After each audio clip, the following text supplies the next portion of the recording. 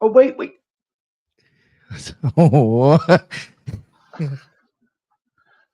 Welcome to the Occult Rejects. Today we got a 777 book discussion. Should be Gematria part 2. I don't know if there'll be a third or a fourth. I forgot how many pages it is, but yes, this is the second part that we'll be getting into the Gematria. I got Headless. I got my boy Headless with me. So Headless, you want to say what's up? Let everybody know what's going on. How's it going, everybody? I am in Scottsdale, Arizona with I forgot the name of the conference. Yeah. Oh, are you actually in the building that the conference is in? No, I'm just in a hotel room because, Yeah. I'm waiting around. I decided I wasn't going to go back to Wisconsin. I was visiting my parents in Oklahoma, and I had a flight back to Wisconsin, and there's 4 feet of snow on the ground there, and I would have to dig everything out, and then I'd have to go back to the airport and then fly out to Arizona. So I decided, why don't I just go from Oklahoma over to Arizona instead of going up to Wisconsin and then back down. So I'm here early, and I forgot the name of the conference. So help me out.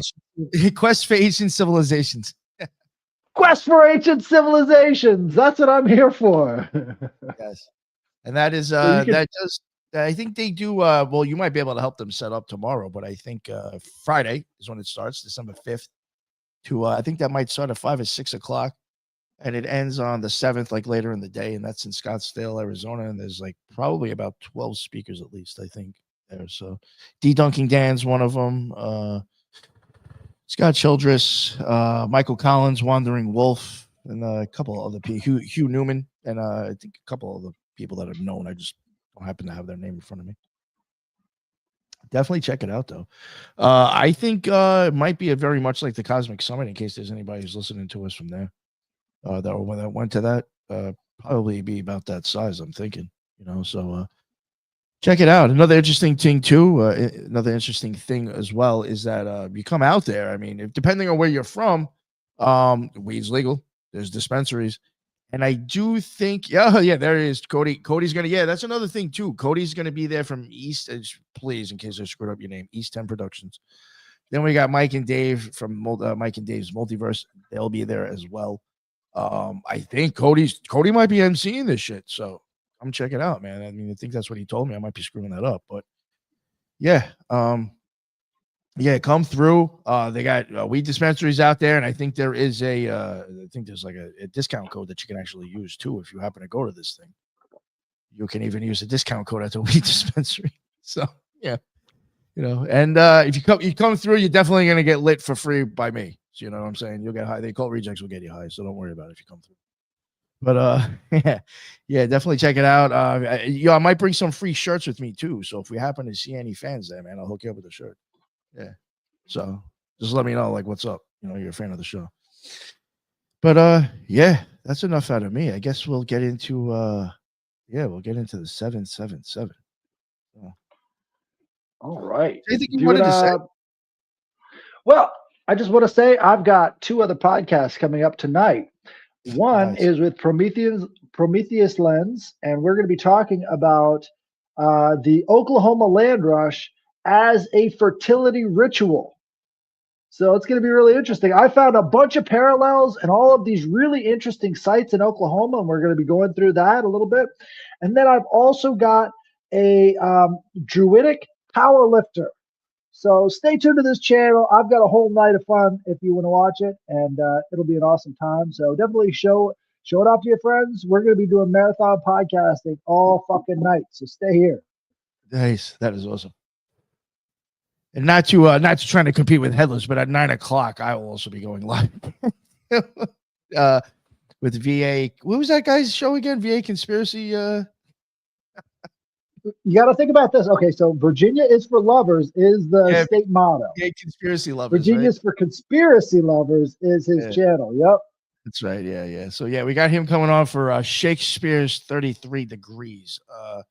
As far as I know, I think Julia will be making this one too. So if people are listening, Julia will be back on this one. So it should be interesting. Should be really some decent rabbit holes from the guest, and I'm sure we'll get some butthole jokes from Julia. So it's definitely be interesting.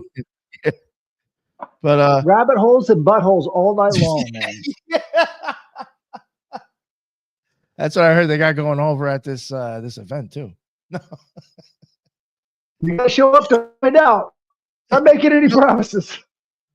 I was told by a few people it may end up being like Fear and Loathing in Las Vegas, which I'm totally down with too. All right, guys, you got to be there to find out, though. Yeah, yeah.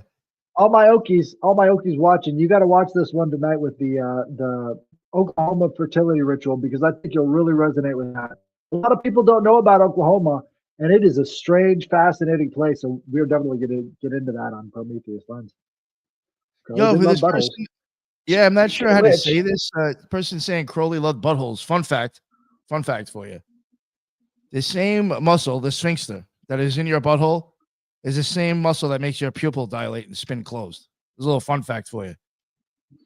So maybe there is magic in your butthole and your eye. Who knows? But yeah, definitely check it out. Yo, who's that dude too? I was screwing up his name. He's in another country. He's coming over too.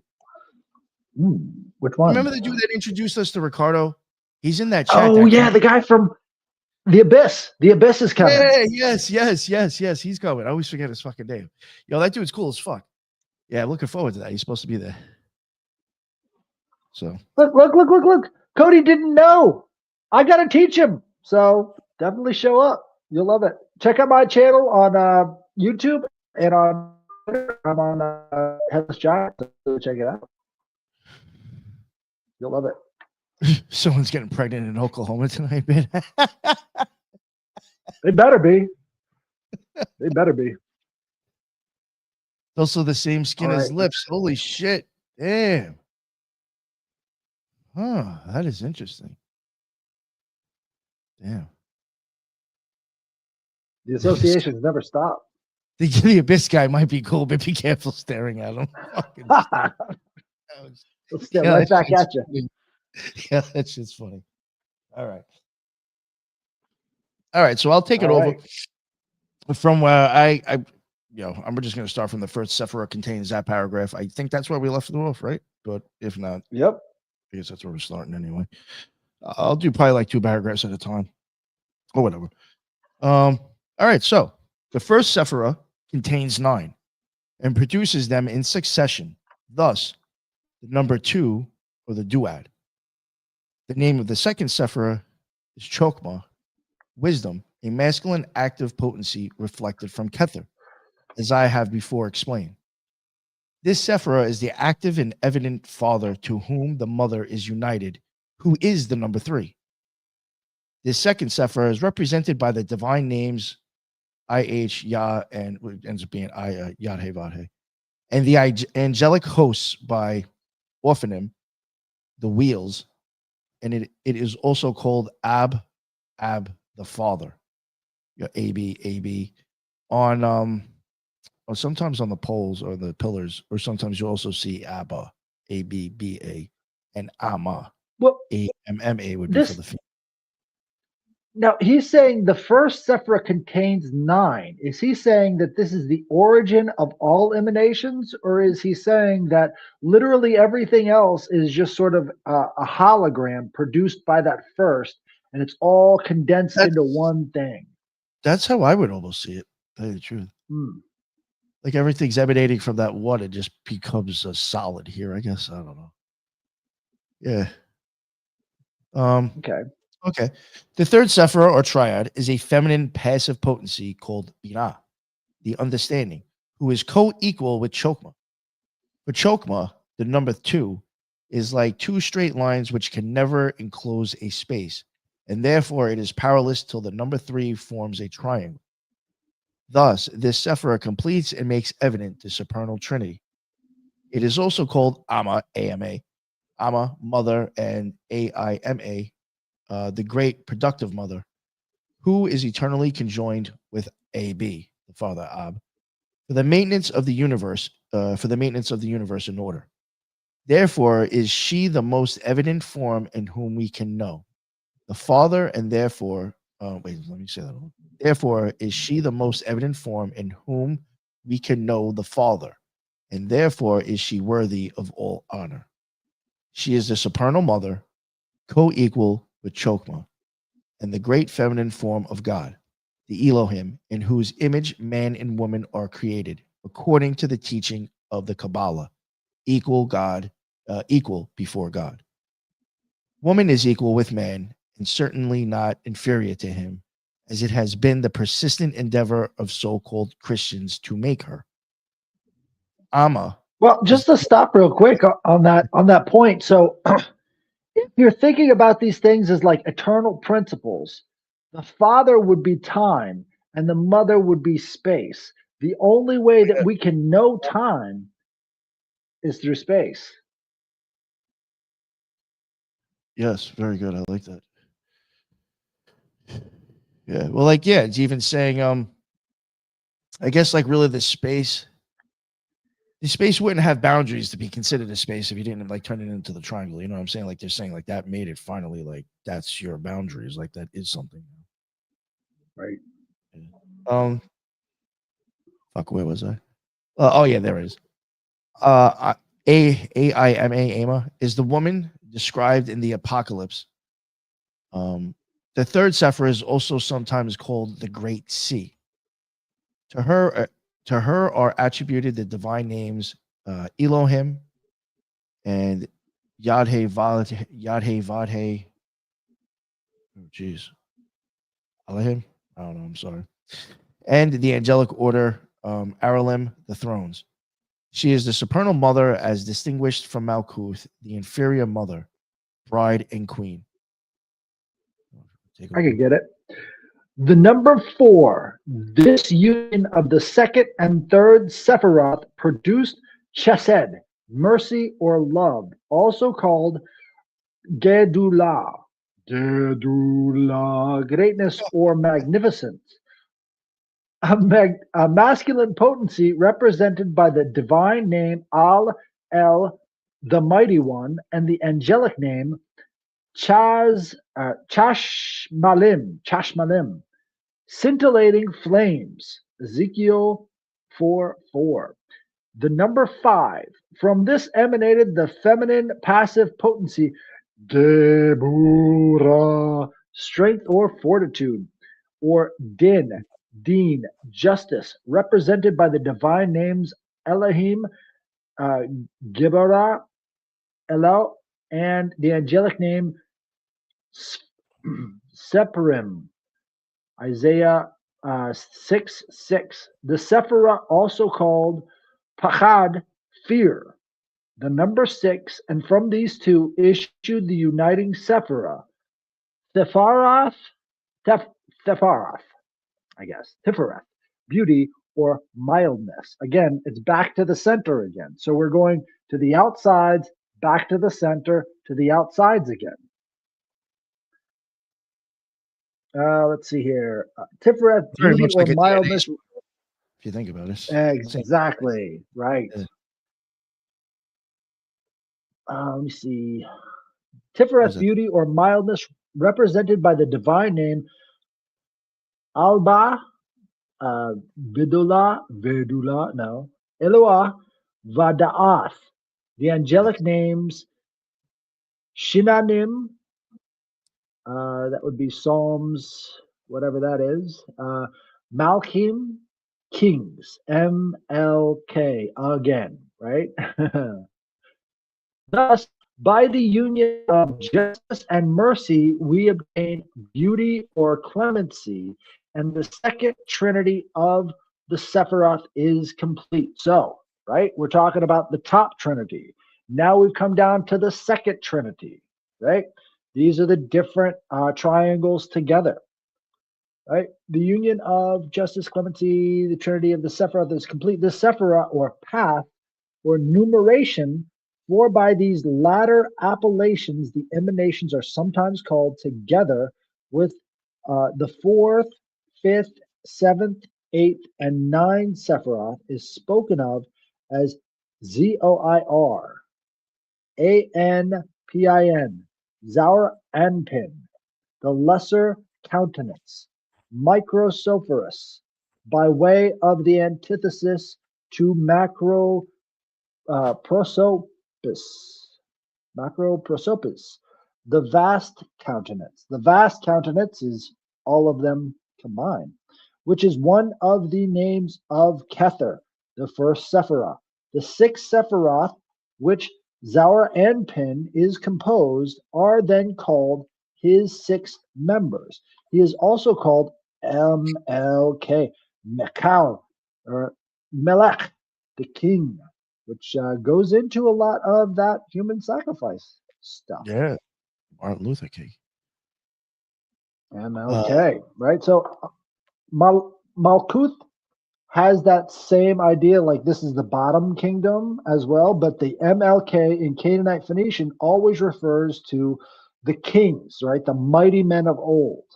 So anytime you see that MLK, they're talking about king. This is where the what do they call it? The sacrifices to Moloch, MLK, really start to come from, because the Canaanite Phoenician language doesn't have any vowels in it. So MLK at any point also leads back to king type words. You want to take it from the 7? Yeah, Paula writes for fucking stupid. This is a strike on copyright. He took it from Nick. What? Yeah, no, if you say that I wrote this and Crowley was claiming it was his. Fucking stupid. Yeah, he says the funniest shit. The one person I got watching me on Twitch. Gotcha. Yeah, he's a funny dude. The number 7, the 7th Sephirah is Netzach, or firmness and victory, corresponding to the divine name Jehovah Sabaoth. Wait, Yadhe Sabaoth, the Lord of armies, and the angelic names Elohim, God, Elohim, and the Elohim of the gods, and then Tharshishim, the brilliant ones. The number 8 thence proceeded for feminine passive potency.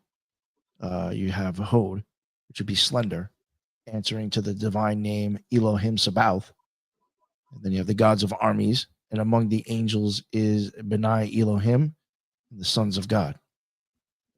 The number 9, these two produced Yesod, the foundation or basis, representing the Elkai, the mighty ones, and Shaddai, Elkai Shaddai, that's only how I would say, and among the angels of Aishim, the flames, yielding the third trinity of the Sephiroth. The number 10 formed this 9th Sephirah. Now, from this 9th Sephirah came the 10th and last, thus completing the decade of the numbers. It is called Malkuth, which would be MLVTH, the kingdom, and also the queen, Matrona, the inferior mother, the bride of Microprosopus, and Shekinah, represented by the divine name Adonai, and among the angel hosts by the cherubim. Now, each of these Sephiroth will be in a certain degree androgynous, for it will be feminine or receptive with regard to the Sephirah, which immediately precedes it in the Sephirotic scale, and masculine or transmissive with regard to the Sephirah, which immediately follows it. But there is no Sephirah anterior to Kether, nor is there a Sephirah which succeeds Malkuth. By these remarks, it will be understood how Chokmah is a feminine noun, thou marking a masculine Sephirah. The connecting link of the Sephirah is the Ruach spirit, Metzia, the hidden influence.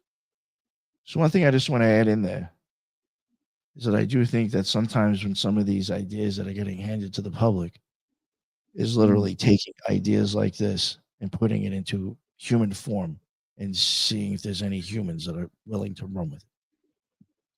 Right. Well, it's that weird, I'll just get totally honest with the tranny and that shit. A lot of it, I'm going to be totally honest with you, all goes back to Hod. People are taking it completely wrong and taking an idea that's not even meant to be in the flesh and forcing it into the flesh. It's amazing. Right. And in the process, don't tell me you're in this shit to have an experience with God, because you're already cutting your shit off because you're already saying God doesn't even know how to make you the right way. Get the fuck out of here. Right. It's almost removing yourself from the wheel of karma, because now there is no potency in terms of your ability to reproduce life, right? So it's doing the exact opposite of what the ritual of combining the two opposites is supposed to do. So they're taking the spirit, which is the union of the opposites, the fertility, and then they're cutting both off and then calling it the thing that it was supposed to be when it couldn't be that at all, right? So it's all heady, and none of it is grounded in actual stuff. So what good is it? You know what I mean? This number is 666. Gotta get that one in there. Yeah, I don't know. Yeah, 666 is actually the number for Sephiroth. Yes. Right. Beauty. Beauty's the enemy. Oh, definitely get you. Make you fucking stupid. I'll tell you that one. It can. It can. Make you be ignorant. Right. Well, that's the thing too. It's like you've got beauty on one hand, which would be the feminine, and then you've got the masculine on the other, which would be strength. And like these two things are supposed to work together. Beauty's not supposed to be taking advantage of strength. Strength and beauty are supposed to be working together and not exploiting one another. Like if you're exploiting somebody with strength, immediately everybody knows that's wrong. But when you're exploiting somebody with beauty, it's in that iffy range, right? That's not the case. We need to be as firm on people exploiting others with beauty as we are on exploiting other people with strength. There's my my big preacher box. Do you want me to okay, I'll go with I will now. All right. I will now add a few remarks on the Kabbalistic meaning of the term methekla, I guess. Balance. In each of the three trinities or triads, the Sephiroth is a duad of opposite sexes and a uniting intelligence, which is the result. He should have started the chapter like this, because this is the point. In the masculine and feminine potencies are regarded as the two scales of the balance, and the uniting Sephiroth as the beam that joins them. Think of how balance works. Think of Libra, right? You're making that triangle. Let me see. The duad of opposite sexes, a uniting intelligence, which is the result. The masculine and feminine potencies are regarded as the two scales in the balance, and the uniting Sephiroth as the beam that joins them. Thus, then, the term balance may be said to symbolize the triune trinity in unity, and the unity represented by the central point of the beam.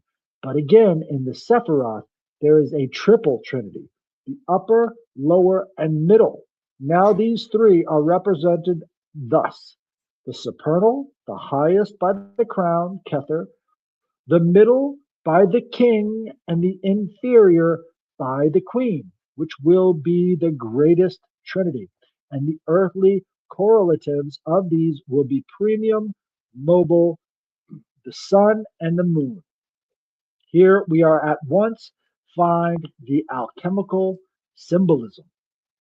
The Sephiroth are further divided into three pillars. The right-hand pillar of mercy, consisting of the second, fourth, and seventh emanations. The left-hand pillar of judgment, consisting of the third, fifth, and eighth.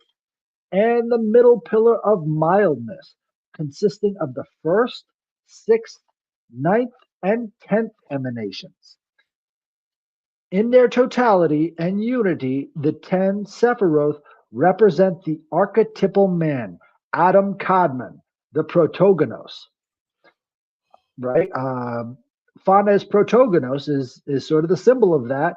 He erupts from the cosmic egg, the Orphic egg. So they were talking about this in Greece.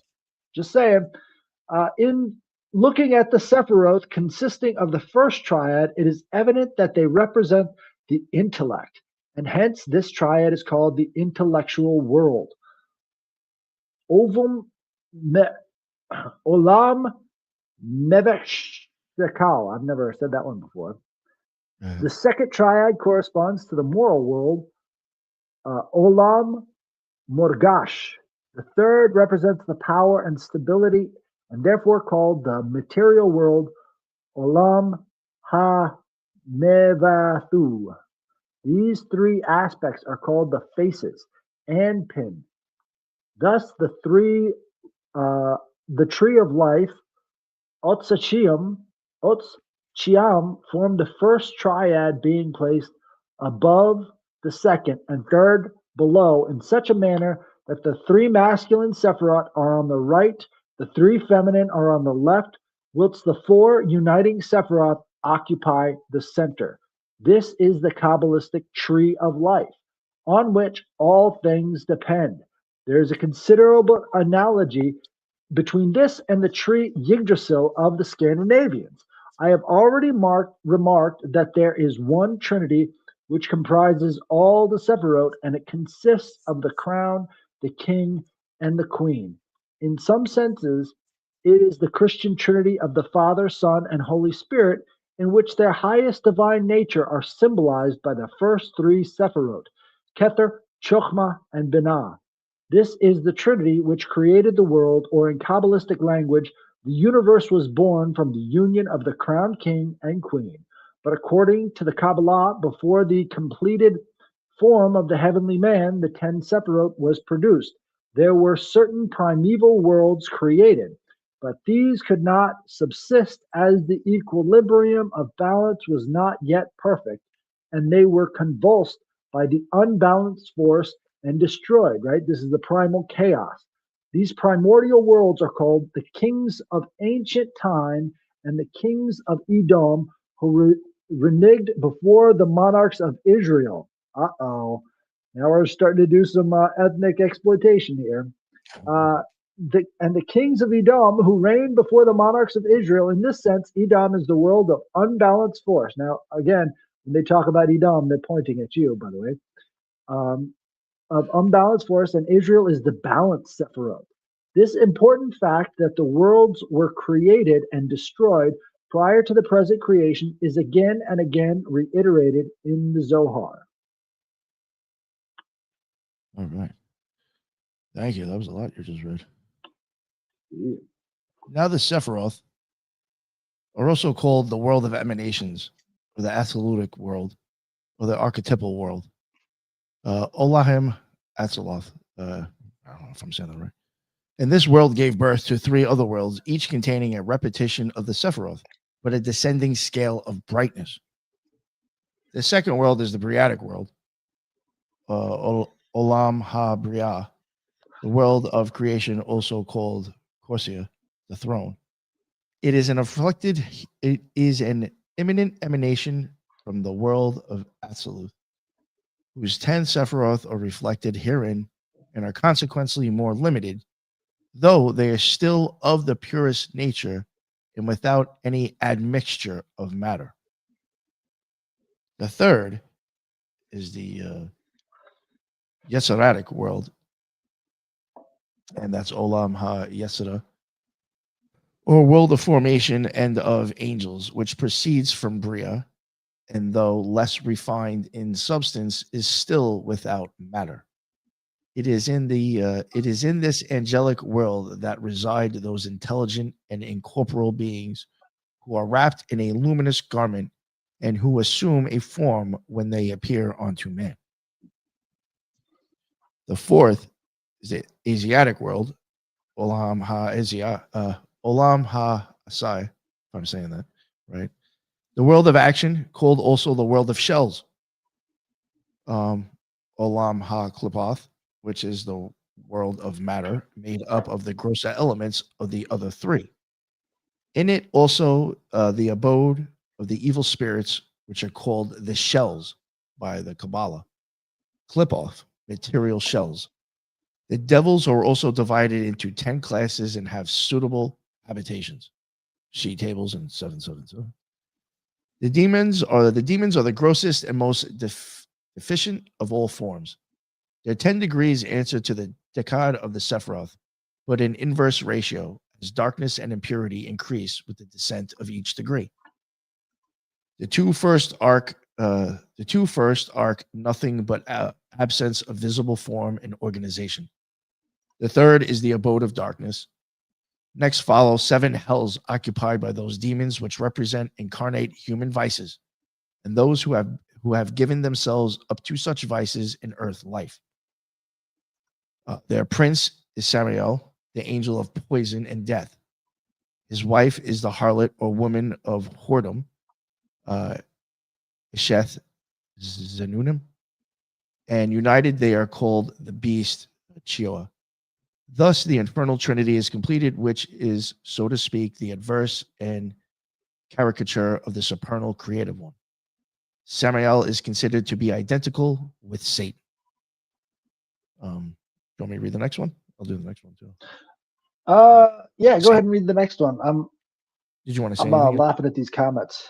Well, yeah, a few things, right? So when they're talking about the qliphothic world, they're talking about below the sphere of Malkut, sort of coming up and sort of this is what's trapping all of the spirit within this place, right? So the qliphothic world is what makes up matter. It's the gross, it's the dense, right? There's a spirit that exists beyond and outside of it. And they, the Pythagoreans are like, well, number is actually our bridge to the spirit, right? So from number, we see the non-material world, this world of forms, these world of perfections. In real life, you never actually have fully formed number.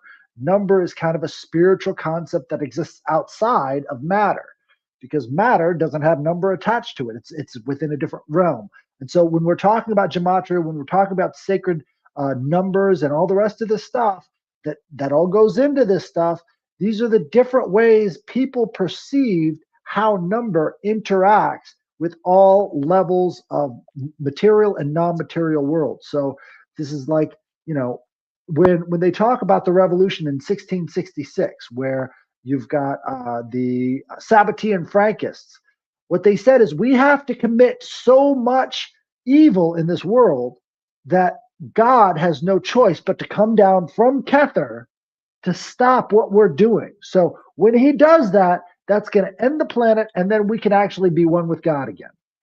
Right? That was the idea of the Kabbalistic revolution of 1666. Is maybe if we screw this place up so bad and ruin his order that he laid out at the beginning of time, that's when everything can go, back to the good again. He's going to have to fix it. If we fuck it up so bad, he's going to come down and fix it. Well, that was in 1666, and things have just gotten worse, but where's the appearance of God, right? So it's not working the way that they expected, but there's a lot more evil in the world. So congratulations, I guess. And you can't get away from these governing principles. And what they're trying to do is they're trying to mess with the tree, but there's no way to do that because we're always going to be, on some level, tied to matter. This is what we have chosen on a spiritual level. So how does that work? So I'm wondering about it from a Kabbalistic perspective. Do you have any insights into that? Because I haven't gotten any answer, and they're not really talking. So, all right. Well, let's keep going. All right. This one should get interesting near the end. I'm not trying to say all those Yadhe-Vadhes. I'll just spell them out. The name of the deity, which we call Jehovah, is in Hebrew a name of 4 letters, IHVH. And the true pronunciation of it is known to very few. I myself know some score of different mystical pronunciations of it. The true pronunciation of it is most secret arcanum, and is a secret of secrets. He who can rightly pronounce it causeth heaven and earth to tremble, for it is the name which rusheth through the universe. Therefore, when a devout Jew comes upon it and reading the scripture, he either does not attempt to pronounce it, but instead makes a short pause, or else he substitutes it for the name Adonai, the Lord. The radical meaning of the word is to be, and it is thus like a glyph of existence. It is capable of 12 transpositions, which all convey the meaning of to be. It is the only word that will bear so many transpositions without its meaning being altered. They are called the 12 banners. They are called the 12 banners of the mighty name, and are said by some to rule the 12 signs of the zodiac. That makes sense. These are the 12 banners: IHVH, IHHV, IVHH, HVHI, HVIH, HHIV, VHHI, VIHH, VHIH, HIVH. Oh, jeez. HIVH. No, yeah, HIVH, and the one before that, sorry, was HIHV, and then HHVI. Whew. There are three other tetragrammatic names, which are Ahei, existence, Adonai, Lord, and Agalah, which actually, that is even itself like, well, that should be actually broken up into Adonai, Gabor, Le'olam. Wait, Adonai, Gabor. That's actually like another 3 letters. When doing the pentagram ritual, you can either say Agalah or you can say, it's kind of like, I forgot that word where you're taking like 4 letters and just taking the first letter from each word. With that one. You can just vibrate. That's what it was. Yeah. Atagabor Le'olam. Adonai, or you can say Agalah. Sorry, I started to drag that one. This last is not properly speaking a word, but in a oh, okay, look at that. A notaricon of the sentence. And then it goes into Atagabor Le'olam Adonai. All right, yeah. So just even show that thou art mighty forever, O Lord. A brief exclamation of Aglah is the A, the one first, A, the one last. G, the Trinity and unity. L, the completion of the great work. But IHVH, the Tetragrammaton, as we shall presently see, contains all the Sephiroth with the exception of Kether, and specifically signifies the lesser continents, Prosopus, the king of the Kabbalistical Sephirotic greatest Trinity, and the Son in his human incarnation, in the Christian acceptance of the Trinity. Therefore, as the Son reveals the Father, so does Jehovah reveal Ahei. And Adonai is the Queen, by whom alone Tetragrammaton can be grasped, whose exaltation into Binah is found in the Christian assumption of the Virgin. The Tetragrammaton, IHVH, is referred to the Sephiroth. Thus, the uppermost point of the letter Yod, 1, or is that I, is said to refer to Kether. The letter I itself to Chokmah, the father of Prosopus. The letter H, or the supernal He, to Binah, the supernal mother. The letter V to the next 6 Sephiroth, which are called the 6 members of Prosopus. And 6 is the numerical value of V, the Hebrew vow. Lastly, the letter H, the inferior He, to Malkuth, the 10th Sephirah, the bride of Prosopus. All right, there you can go. There are, if you want, there are pictures showing how this relationship between Yod He Vav He has this family context to it. Like this Elohim family is within the Yod He Vav He that they're talking about. And that's, that Yod He Vav He. Yeah, go ahead. I was going to say that's like also a big, that's like a formula. Like the Tetragrammaton will have the Yod He Vav He formula, which is like a king, queen, prince, princess. You'll see things like that kind of like almost redone in like INRI or LVX, and then kind of like I think with like Knox in a sense. It's like a certain formula, and that's sorry to interrupt, but yeah. No, but you're on it. So the face below that top level is the tetramorph, right? So the tetramorph would be the angel of Yod He Vav He. So that's the top triad, and then below that you would have the tetramorph, which would be the face of the bull, the face of the human, the face of the eagle, and sometimes it's the face of the snake. But they sort of switch it around in there. But again, all of that goes straight back to Phanes Protogonos, which was like the breakthrough of the Orphics. And so you can look up the Orphic hymns Stephanes and really start to see where this formulation started to take place, because that's where it was. So they've got like 3 or 4 different Orphic hymns Stephanes that you could find. And it's like, whoa, they were on this stuff really, really early. And they're talking about it from this Hebrew perspective, but it was in a mythological perspective and a poetry perspective with the Greeks.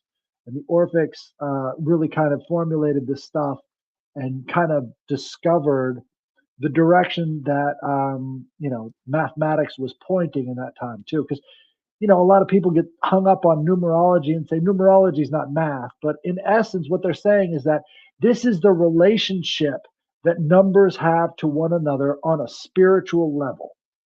That's where it's all coming together. So if you think that spirit exists, then numbers have to have spirit as well. And that's why gematria is important, is because that directly relates back to words, tones, and all the rest of these things that are sort of being rediscovered now with all of the stuff about resonance and tuning frequencies and all the rest of that. This is the holy numbers being manifest in waves in the air, right? Oh, yeah. Music of the spheres. Exactly. And also, a lot of people forget, like, you've got the atom cadmon within yourself, and what are the layers of space or whatever that are around you? That would be the aura, right? So you're the macrocosm, or you're the microcosm, microprosophos of this Qabalah tree that they're trying to represent. So all of these spheres are then represented in other ways within yourself that can be read using your aura or the energy emanations of your body.